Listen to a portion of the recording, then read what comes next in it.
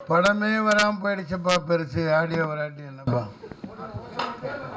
சினிமாவை காப்பாற்ற தயாரிப்பாளர் சங்கம், நடிகர் சங்கம், இப்படி பல சங்கங்கள் பெயரளவுக்கு தான் இருக்கே தவிர சினிமாவை காப்பாற்றுறதுக்கு எதுவுமே இல்லை.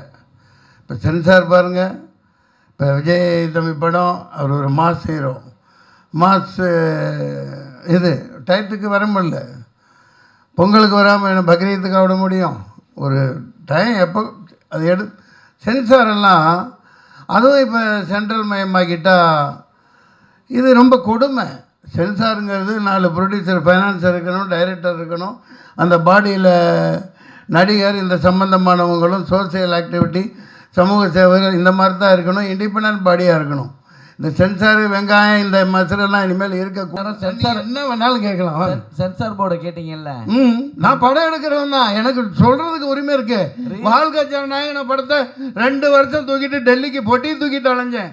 இந்த ஞானசேகரன் கொடுக்கல.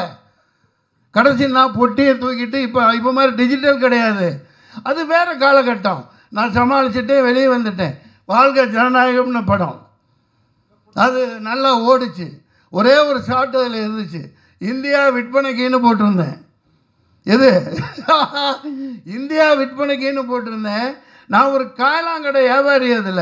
அதில் மேப்பு, உலக மேப் இருக்கும், இந்தியா மேப் இருக்கும், விற்பனைக்குன்னு போட்டு மேப் போட்டிருந்தேன். அதை தூக்குனாருன்னா தூக்க முடியாதுன்னு களி. இப்போ நாட்டை நாசம் பண்ணி இந்தியாவை உண்மையிலே வித்துட்ருக்காயா. மூஞ்சியை கொண்டு போய் எங்கேயா வச்சுக்கிறது, எல்லாத்தையும் வித்துட்டாங்க. சரி சார், நம்மெல்லாம் சும்மா.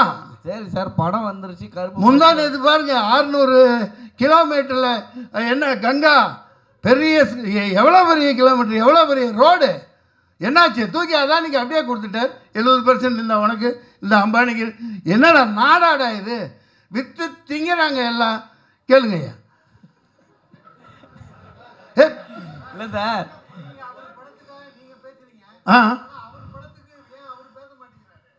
இங்கே ஒன்று புரிஞ்சுக்குங்க. காரணங்கள் இருக்குங்க, காரணங்கள் இருக்கும். அது அவர்கிட்ட தானே கேட்கணும். நான் ஒரு சினிமாக்காரனா, என் குடும்பஸ்தனா, எப்போ தேவையோ அப்போ குரல் கொடுக்க வேண்டியது ஒரு ஆதங்கம். நான் எப்போ ரிலீஸ் ஆனால் குடும்பத்தோடு போய் பார்ப்பேன், இதே தேட்டரில் பார்ப்பேன். அதை பதிவு பண்ணியிருக்கேன், எல்லாத்துக்கும் தெரியும்.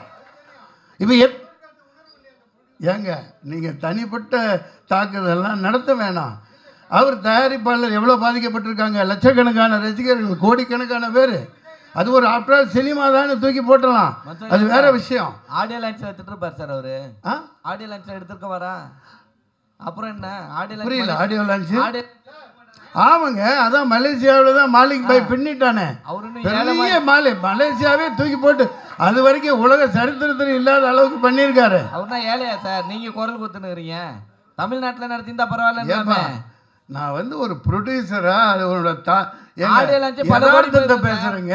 ஆடியோ லான்ச் பல கோடி போயிருக்கும். ஆமா, ஏன் தமிழ்நாட்டில் இருக்க மலேசியால போய் வைக்கிறீங்க? என்ன பேசுறீங்க? அமெரிக்காவில் கூட வைப்பாங்க. நம்ம தமிழ் சினிமா எங்கே போயிருக்குது? துபாயில் கூட வைக்கலாம். நல்லா நடந்துச்சா அங்கே? என்ன பேச்சு பேசுறீங்க? டிக்கெட் விற்பனை பண்ணி தான் சார் உள்ள அலோ பண்ணாங்க. எது டிக்கெட் வித்து தான் உள்ள? சரி, அதனால உங்களுக்கு என்ன போகுது? நீங்க ஏன் வைத்தறிச்சல் பண்றீங்க? கடைசி வரையும் வரல, கடைசி வரையும் கஷ்டப்படுறீங்களே. அதான் சின்ன படம், அது வெறுப்பு அரசியல் கூடாது. இல்ல இல்ல, கேளுங்க. நீங்க என்ன கேட்டாலும் நாக்க பிடுங்கிட்டு சாகுற மாதிரி கேளுங்க. சின்ன படம் தியேட்டருக்கு வரலனா நீங்க கேளுங்க. ரீ ரிலீஸ் கேடிவி மொபைல் எல்லாத்தையும் போட்டாங்கல்ல, ரீ ரிலீஸ்க்கு தியேட்டருக்கு வரீங்க கேட்க வேண்டியதானே? இந்த படத்துக்கு யாரை சொல்றீங்க? என்ன சொல்றீங்க? உங்க தமிழ்நாட்டுல, நம்ம தமிழ்நாட்டுல தான் கேக்குறேன். எந்த படத்தை? இப்ப கூட தான் கீழே மங்காத்தா போயிட்டு இருக்கு, கில்லி போயிட்டு இருக்கு. லைனா புது படங்கள் வழி விடுங்கன்னு சொல்ல வேண்டியதானே? ஏங்க இதெல்லாம் ஒரு விஷயமா? நான் கவுன்சில் இருந்தவன், நானும் தயாரிப்பாளர், நான் 11 படம் எடுத்திருக்கேன். இல்ல சார், தியேட்டர் கிடைக்கல. இப்போ அவர்கிட்ட டைரக்டர் கேளுங்க, அவர் ப்ரொடியூசர். அதுதான் நண்பரு, தியேட்டர் கொடுக்க மாட்டேங்கிறாங்க, ஓடிடி கொடுக்க மாட்டேங்கிறாங்க. இதெல்லாம் சேனலைஸ் பண்ணணும். சரியான ஒரு பாடி இருக்கணும். இராணுவம் மாதிரி ஒரு நம்ம தயாரிப்பாளர்கள், ஏன்னா அவங்க தான் கடவுள்கள், அவங்க தான் முதலாளிகள். அதனால் சகோதரர் கேட்டார், நண்பர், பழைய நண்பர் தான் அவர். நான் அவருக்கு வக்காலத்து வாங்குறதுக்கெல்லாம் வரல, ஆதங்கம். அவர் பேச மாட்டேங்கிறாரு, பேச மாட்டேங்கிறார். சார் மன்சூர் சார், அவர் 2000 ரூபா அவர் ரசிகர்களையும் டிக்கெட் வித்து வதைக்கிறாரு. படம் ரிலீஸ் ஆகலன்னா ப்ரொடியூசர்ஸ் ஆகுறாங்க.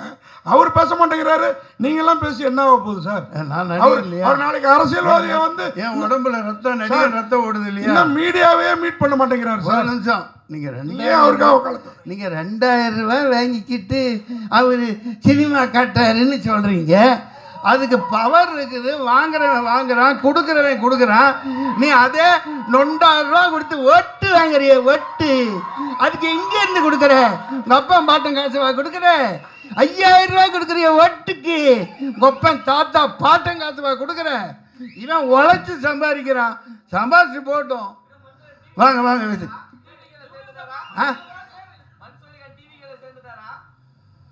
சில்லித்தனமா கேட்கக்கூடாது. இங்கே பாரு, என்னை பற்றி என் கேரக்டரையே புரிஞ்சிக்க மாட்டேங்கிறீங்க. நான் நியாயத்து பக்கம் எப்பவும் நிற்பேன். நான் எந்த இது அதெல்லாம் எனக்கு அப்பாற்பட்டது. அது கொஞ்சம் அரசியலில் அவருக்கு அனுபவம் இல்லாமல் இருக்கலாம், அது வேறு விஷயம். இது கருப்பு பல்சர் தயாரிப்பாளர் பணத்தை போட்டுட்டு அடி வைத்து நெருப்பை கட்டிக்கிட்டு இருக்காரு. ஆமாம், ஏப்பா எனக்கு போட்ட மாதிரியே பிரியாணி எல்லாத்துக்கும் இவங்களுக்கு போடணும்ப்பா. ராகுல் தெரு இவரெல்லாம் அண்ணன் விஜயகாந்த் ஐயாலாம் படம் எடுத்தாங்கன்னா ப்ரெஸ் மீட்டில் அப்படியே கமன்னு பிரியாணி போட்டு தான் அனுப்புவாங்க. நான் அவ்வளோ சாப்பிட்றவங்களாம் கிடையாது, சாப்பிட்ற மாதிரி நடிக்கிறது தான். அந்த காலமெல்லாம் போயிடுச்சு.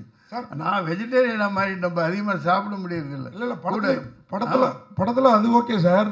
நீங்கள் சொல்கிறீங்க சினிமா ஒரு குடும்பம், ஒரு படம் வெளியில் வரல, நம்ம சட்டத்துக்கு புறமான கருத்து இருந்தால் படத்தை சென்சார் நிறுத்தி வைக்கிறதுல என்ன தப்பு இருக்குது சார்? இப்போ இந்த படத்தை உள்ளியா? அப்படி நான் சொல்ல போனால் சொல்லுவேன், இது வேறு மாதிரி போயிடும். கேரளா ஃபைல்ஸு, காஷ்மீர் ஃபைல்ஸு, இப்போ இந்த வந்துட்டு இருக்க மத ரீதியான அப்பட்டமான பொய்யை சொல்லிக்கிட்டு இந்த நாட்டை நாசம் பண்ணிட்டு இருக்காங்களே, அதெல்லாம் என்ன மயிருக்கு எப்படி வந்துச்சு? எப்படி வந்துச்சு? இவன் என்ன தப்பு பண்ணா? என்ன பேச்சு பேசிட்டு இருக்கீங்க? நான் நியாயத்துக்கு குரல் கொடுக்குறவன். நான் சாதாரண அடிப்படை தர மட்டத்தில் தர லோக்கல்னா அதைத்தான், அதை எதிர்க்கிறேன். இந்த சென்சார் ஒரு மயிரை வேணாண்டா, மக்கள்கிட்ட கொடுறா கையில். இந்த ஆட்சியே வேணான்னு தூக்கி போடுங்க. உண்மையானவர் வாங்க, 4 பத்திரிக்கை வாங்க, 4 சொசைட்டியில் அந்த ஒரு மத ரீதியான உண்மையான ஆன்மீகவாதி 2 பேர் உட்காருங்க, சினிமாக்காரன் 4 பேர் உட்காரு, ப்ரொடியூசர் 4 பேர் உட்காரு, லிரிக்ஸ் ரைட்டர், இப்படி ஒரு 20 பேர் டீமை வைங்க. சென்ட்ரல் கவர்மெண்ட் ஒரு மயிறு வேணாம், நீங்கள் கிழிச்சதெல்லாம் போதும். நிறைய பாதிக்கப்பட்டாச்சு. ஒரு பிரியாணின்னா அப்படியே சும்மா கங்கை எடுத்து போட்டு முடிஞ்ச உடனே மேலே தம் கட்டி சும்மா ஜாதிக்காயை அரைச்சி ஊற்றி சூடாக அப்படியே சும்மா அனல் பறக்க பீஸ் எடுத்து உடனே சாப்பிட்டா தான் அது பிரியாணி.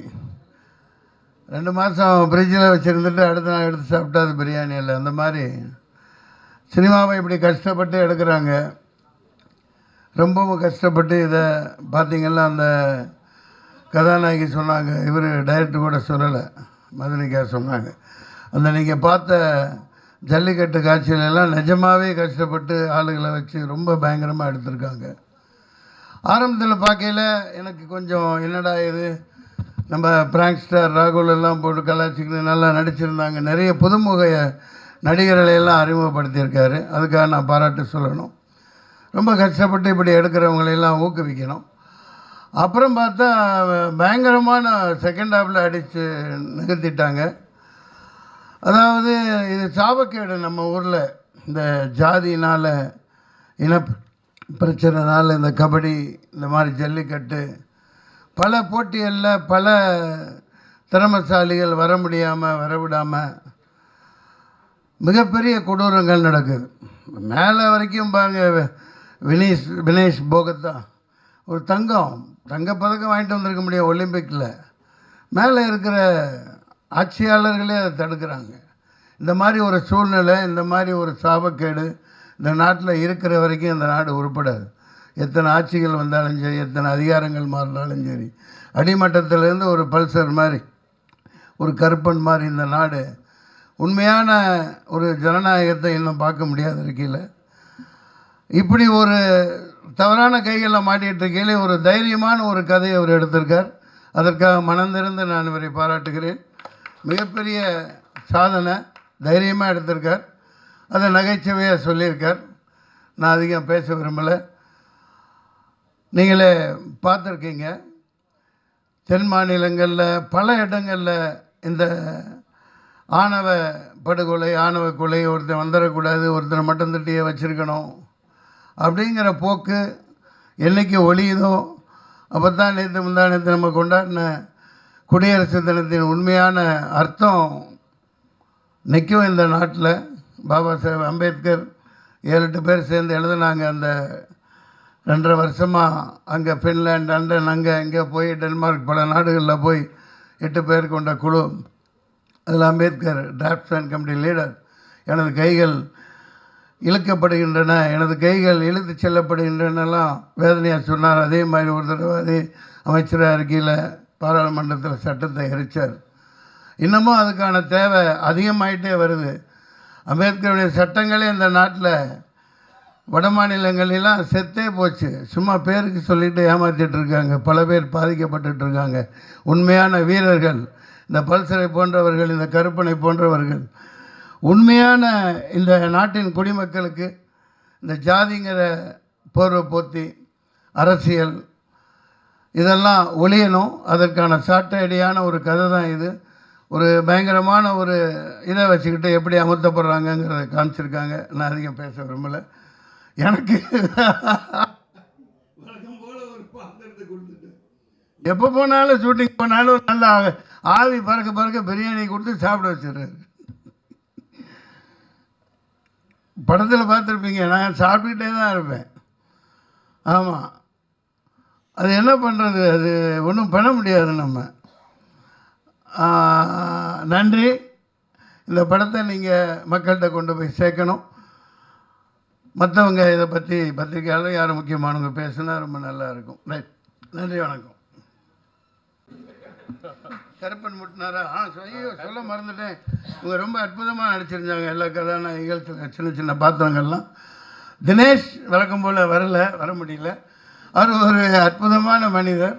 நான் பாராட்டுறதுக்கெல்லாம் சொல்லலை. அவர் ஒரு நடிகருங்கிற இதே அவர்கிட்ட இருக்கார். அதை எப்படி சொல்கிறதுனே புரியல. அப்படி ஒரு எளிமையான மனிதர். அவர் எந்த பந்தாவோ எந்த இதுவுமே இல்லாமல் பூமியில் கால் எடுத்து வச்சு நடக்கணுன்னா கூட தினேஷ் இங்கே இல்லை. பூமி கேட்டுட்டு தான் கால் வைக்கட்டுமா வேணாமான்னு கேட்டுட்டு தான். பேசுகிறதா இருந்தாலும் சரி, கதாநாயகிட்ட பேசுகிறதா இருந்தாலும் நான் பேசலாமா, இந்த வார்த்தையை யூஸ் பண்ணலாமா, அந்த மாதிரி ஒரு அடக்க ஒடுக்கமான பிள்ளை. அவர் அட்டகத்தின்னு தினேஷன் அறியப்பட்டார். டைரக்டர் அறிமுகப்படுத்துகிறாங்க. இது பெரிய பெரிய படங்கள் வந்து பெரிய அளவுக்கு போவார். அது அட்டகத்திங்கிறத நான் எப்படி பார்க்குறேன்னா அது பெரிய சாதனை பண்ணினது. கே பாலச்சந்தர் அவர்கள் ரஜினிகாந்த் அறிமுகப்படுத்தியில் சுருதி பேதம்னு தான் ஆரம்பிச்சிருப்பார். அதுதான் இப்போ இது வரைக்கும் சூப்பர் ஸ்டாராக இருக்கார். அந்த மாதிரி அட்டகத்தி தினேஷ் பெரிய ஒரு நிஜகத்தியாக மாறுவார். மக்களை குத்தாத வரைக்கும் பெரிய அளவு வருவார். நன்றி, வணக்கம். பேசலாம். அப்புறம் பெண்களுக்கு முதல் உரிமை கொடுக்கலன்றவாங்க. வா அந்த ஹீரோனி வரலையா? ஆமாம் சார், அவங்க இல்லை சார், இவங்க தங்கச்சி பேச முடியுது. வணக்கம். வந்திருக்க ப்ரெஸ் மீடியா எல்லாருக்கும் ரொம்ப சந்தோஷமாக இருக்குது எனக்கு இந்த மேடை கிடைச்சதுக்கு. எனக்கு இந்த வாய்ப்பு கொடுத்ததுக்கு டைரக்டருக்கு ரொம்ப ரொம்ப நன்றி. பிகாஸ் இப்போல்லாம் வந்து ஒரு பெரிய ஆர்டிஸ்ட் கூட நடிக்கிறதுன்றதே வந்து ஒரு பெரிய விஷயமா இருக்குது அப்கமிங் ஆர்டிஸ்ட்டுக்கு. அந்த வகையில் தினேஷ் சார் கூட நடித்தது எனக்கு ரொம்ப ரொம்ப ஒரு சந்தோஷமான விஷயம். இந்த படம் வந்து எனக்கு அடுத்த கட்டத்துக்கு கொண்டு போகிறதுக்கான ஒரு நல்ல ஓப்பனிங்காக இருக்குன்னு நான் நினைக்கிறேன். என்னோட பார்ட் வந்து ரொம்ப சின்னதாக இருந்தாலும் நான் அதை ரொம்ப என்ஜாய் பண்ணி பண்ணேன். எனக்கான ஸ்கோப் வந்து நல்லாவே கொடுத்துருந்தாங்க இந்த படத்தில். தினேஷ் சாரும் ரொம்ப ஃப்ரெண்ட்லியாக இருந்திருந்தாங்க. நிறையா சொல்லி கொடுத்தாங்க. ஒரு சின்ன சின்ன விஷயமும் நீங்கள் இதை இப்படி பேசலாம், இது பண்ணலாம் அப்படின்ற மாதிரி. அப்படி சொல்லாதீங்க. இன்றைக்கி நிலைமை அப்படி இருக்குது. அதாவது சினிமாவை காப்பாற்ற தயாரிப்பாளர் சங்கம், நடிகர் சங்கம், இப்படி பல சங்கங்கள் பெயரளவுக்கு தான் இருக்கே தவிர சினிமாவை காப்பாற்றுறதுக்கு எதுவுமே இல்லை. இப்போ சென்சார் பாருங்கள். இப்போ விஜய் தம்பி படம், அவர் ஒரு மாஸ் ஹீரோ. மாஸ் இது டயத்துக்கு வர முடியல. பொங்கலுக்கு வராமல் பக்ரீத்துக்கு விட முடியும். ஒரு டைம் எப்போ அது சென்சாரெல்லாம் அதுவும் இப்போ சென்ட்ரல் மயமாக்கிட்டால் இது ரொம்ப கொடுமை. சென்சாருங்கிறது 4 ப்ரொடியூசர், ஃபைனான்சர் இருக்கணும், டைரக்டர் இருக்கணும். அந்த பாடியில் நடிகர் இந்த சம்பந்தமானவங்களும் சோசியல் ஆக்டிவிட்டி சமூக சேவகர் இந்த மாதிரி தான் இருக்கணும், இண்டிபெண்ட் பாடியாக இருக்கணும். இந்த சென்சார் வெங்காயம் இந்த மசரெல்லாம் இனிமேல் இருக்கக்கூடாதுங்கிறது என்னோடய கருத்து. அப்படி இருந்தால் எந்த 2 பாடி இண்டிபெண்ட்டாக செயல்படணும். இந்த தகவலை ஏன் சொல்கிறேன்னா, ஒன்று சென்சார், சென்ட்ரல் கவர்மெண்ட் எந்த கவர்மெண்ட்டும் இருக்கக்கூடாது. இந்த சொசைட்டியை பாதுகாக்கக்கூடிய மக்கள் 10-15 பேர் அதில் இருக்கணும். எந்த அரசு தலையீடும் இருக்கக்கூடாது. அடுத்து இந்த தேர்தல் ஆணையம் அது இண்டிபெண்ட்டாக டிஎன் சேஷன் அப்படின்னு ஒரு ஆண்மகன் இருந்த வரைக்கும் அது தேர்தல் ஆணையமாக இருந்தது. அதுக்கப்புறம் கேவலமான முல்லை மாதிரிங்கெல்லாம் உட்காந்துட்டு இந்த நாட்டை நாசம் பண்ணுறாங்க. இந்த படம் வெற்றிக்கு வாழ்த்துக்கள். ரொம்ப கஷ்டப்பட்டுருக்கீங்க, மக்கள் நல்லா பார்ப்பாங்க, ஆதரவு தருவாங்க. அதிக நேரம் எடுத்துக்கிட்டேன், அடுத்த காட்சிக்கு தயாராகுதுன்னு நினைக்கிறேன். டைரக்டர் சார் நீங்கள் சொன்னீங்க ஹீரோவோட மனசு இங்கே இருக்குது, அவர் இல்லைன்னு. ஆனால் அந்த படத்தோட பப்ளிசிட்டி பிஸ்னஸ் எல்லாமே ஹீரோ வச்சு தான். அவர் அன்னைக்கு பொங்கல் விழாவுக்கும் வரல, இன்றைக்கும் வரல. இன்னைக்கு வந்திருந்தா உங்களுக்கும் யூஸ்ஃபுல்லாக இருக்கும், நீங்களே தயாரிப்பாளர். இதே மாதிரி அவர் ரஞ்சித் படம் எடுத்து படத்தில் நடிக்கிறாரு, இதே மாதிரி வராமல் இருப்பாரா? ஏன் உங்கள் படத்துக்கு வரல சார்? உண்மையாகவே ஒரு ரஞ்சித் அந்த படத்தில் பிஸியாக தான் சார் இருக்கார். நான் அவர் அதாவது நான் அந்த இது சொல்ல முடியாது, அது பெரிய படங்கள் சார், நான் அதை சொல்ல முடியாது. வேட்டுவம் படத்துக்கு அவர் ஆடியோ லான்ச்சுக்கு வராரு, ப்ரெஸ் மீட்டுக்கு வராருன்னு சொல்ல முடியாது. பட் எனக்கு அவர் இங்கே வரல, உண்மை தான், எல்லாருக்கும் தெரியும். இங்கே வரல, ஒரு குறையா நீங்கள் சொல்ல நினைக்காதீங்க. ஆமாம், அது எனக்கு நல்ல மனிதருங்க அவர், ஒரே வார்த்தை நல்ல நடிகர். ஆனால் ஷூட்டிங்கில் என்னைக்குமே ஒரு கெட்டப்ல இருக்காருன்னு நினைக்கிறேன். அந்த படத்தோட தோற்றத்தில் இருக்காரு, வெளியே வரக்கூடாதுன்னு. இல்லை, நீங்கள் கேட்ட கொஸ்டின் கண்டிப்பாக 100% உண்மை. வேட்டுவம் படத்துக்கு அவர் வராமல் இருப்பாரா, ஆடியோ லான்ச்சுக்கு ப்ரெஸ் மீட்டுங்கிறது நீங்கள் கேட்குறது 100% உண்மை. கண்டிப்பாக அது வேற, அந்த டாபிக் வேற. பட் இப்போ டிஸ்டர்ப் பண்ணாதீங்க, அவர் நல்ல மனிதர். அவர் இங்கே வரல, அவரோட மனசு இங்கே இருக்கும், ஒன்றும் பிரச்சனை இல்லை சார். சார், இந்த படம் எடுக்கும்போது டோரா படம் என்ன பாக்குறீங்களா? ஓகே, டோரா படம் நயன்தாரா நடிச்சாங்க. ஆமா ஆமா சார். அதுல அந்த காருக்கு ஆவி இருக்காம, ஆவி நாயா இருக்கும். ஆமா, இது மாடா இருக்கு. இது எப்படி நாங்க ஏத்துக்கிறது? ஏன்னா நாங்க ஏற்கனவே அந்த படம் நாங்க பார்த்துட்டோம். இது மக்கள் எப்படி ஏத்துப்பாங்க? தென் அது இல்லாம சார் சொன்னாரு படம் ஸ்டார்டிங்லேயே படம் வெளியே வரலன்னாரு. எந்த படம் வெளியே வரலன்னு சொன்னாரு? ஜனநாயகன். அதாவது வந்தாயின்னு நீ வராட்டி என்ன? அதாவது இது விஜய்க்கு ஆதரவாவோ எதிராக இது கூட புரியாட்டி நீ எப்படி ஐயா பத்திரிக்கையாளர்? இது கூட புரியாட்டி எப்படி ஐயா? அதாவது நம்ம குடும்பம், சினிமாங்கில ஒரு குடும்பம், அவருக்குன்னு ஒரு மாஸ் இருக்கு. அதுல அரசியல் இல்ல ஏன் புரியலன்னா, எடுத்த உடனே பேசும்போது என்ன சொன்னீங்கன்னா, படத்துக்கு இந்த படத்தை பத்தி பேச வந்துட்டு அந்த படத்தை ஏன் பேசுனீங்க? அதுக்காக தான் எங்களுக்கு புரியல. படத்தை மொத்தமாக பார்த்தேன் இல்லையா, இவர் பட்ட வேதனைகள். ஒரு படம் அந்த டயத்துக்கு வரணும். அதான் சொன்னேன் நான், பிரியாணிலாம் அன்றைக்கி சாப்பிட்ணும், ஃப்ரிட்ஜில் வச்சு 4 நாள் கழிச்சு சாப்பிட்றதுக்கு பேர் பிரியாணி இல்லை. அந்த மாதிரி அது மிகப்பெரிய கொடுமை. அந்த மாதிரியெல்லாம் இனிமேல் இருக்கக்கூடாதுன்னா ஒரு சரியான கேர்ஜி மாதிரி, ஒரு ராவுத்தர் மாதிரி ஒரு சரியான ப்ரொடியூசர் கவுன்சிலில் ஒரு ஆள் இருக்கணும். அநேகமாக எல்லாம் நல்லாயிருக்கும், யாரையும் குறை சொல்கிறதுக்கு இல்லை. இது மிகப்பெரிய வேதனை. அது ஒரு மாஸ் ஹீரோ, என்ன அரசியல் நடக்குன்னு தெரியல. கோர்ட்டுங்கிறான், அங்கேங்கிறான், மறுபடிங்கிறான், ஆர்டருங்கிறான். என்னடா நடக்குது இந்த நாட்டில்? என்ன யாராக இருந்தாலும் சரி, சினிமாங்கிற இந்த குடும்பம் அந்த இதுக்கு ஒருத்தர் பாதிக்கப்படக்கூடாது. எத்தனை ப்ரொடியூசர்ஸ், எத்தனை பேர், அந்த ஆள் எத்தனாயிரம் கோடி போட்டிருப்பான் படம் எடுத்தவன், எத்தனை லட்சம் பேர். அந்த ஒரு பொங்கல் தான் அந்த இதுக்கு கொண்டு வரணும். அது தனி மனித சாதனையோ ஒரு ஹீரோவோட வேலையோ அதெல்லாம் கிடையாது. ஒட்டுமொத்தமாக அந்த பாடி ஏதோ ஒரு தவறு நடக்குது, அதை இன்னும் என்னால் புரிஞ்சிக்க முடியல. அந்த வேதனை தான் சொன்னேன். ஏன்னா இவர் தான் பணத்தை போட்டு இவ்வளோ கஷ்டப்பட்டு எடுத்திருக்காங்க இல்லையா. அதனால இந்த சினிமாவை நம்பித்தான் நம்ம பிரஸ் எல்லாமே இருக்கும். அதனால் அதெல்லாம் களையணும்னா உண்மையான கருப்பன்கள், உண்மையான ஒரு ஆர்வலர், இந்த நாட்டை நேசிக்கிறவங்க வரணும். Director sir,